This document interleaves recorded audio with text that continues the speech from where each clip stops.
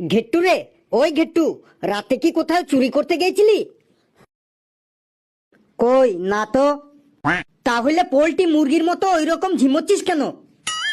আরে বন্ধু, কয়েকদিন ধরে যা গরম পড়েছে, ওই গরমে আর রাতে ভালো করে ঘুম হচ্ছে না। বলিস কি ঘেটু, রাতে তোর ভালো করে ঘুম হচ্ছে না? না রে লেবু বড়, রাতে ভালো করে ঘুম হচ্ছে না। শোন তাইলে, আমি তোকে একটা টোটকা বলছি।